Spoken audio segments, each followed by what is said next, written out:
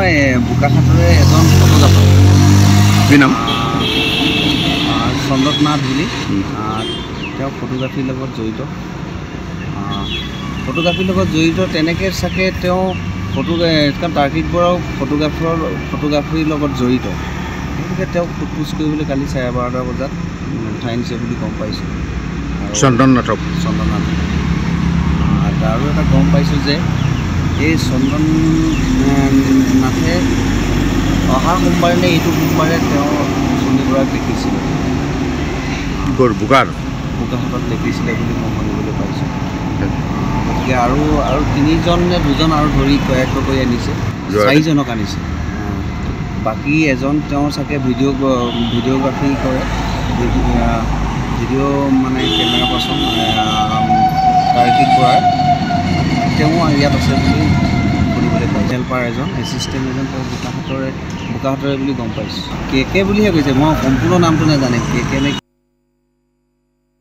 মোৰ ভাইটিক মানে লৈ আহিছিলে, মানে কোনো ভাইটিৰ নাম চন্দন নাথ।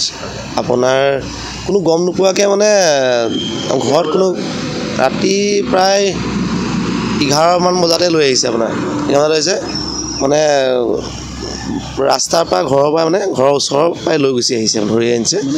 কিয় আনিছে মানে কিবা আপোনাৰ তাৰ্কিক বৰা আৰু চুমি বৰা মানে কিবা লগত মানে এনেকৈ কাম কৰিছিলে। মোৰ ভাইটি মানে ফটোগ্ৰাফাৰ হয় এজন। আপোনাৰ সেইটো বিষয়ে সোধ-পোছ কৰিবলৈ ঘৰত লৈ আহিছে।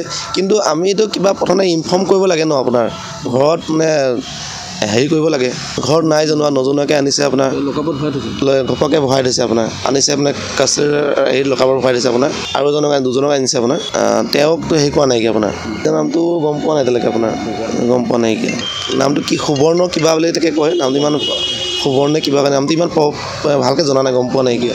তেনেকুৱা সময়ত ধৰি আনিছে। নাই তেনেকুৱা কোনো লগত আপোনাৰ ভাইটি ফটোগ্ৰাফাৰ ন, ফটোগ্ৰাফাৰ এবাৰ দুবাৰ লগ পাইছিলে আৰু সেইটো ধৰণতে লৈ আহিছে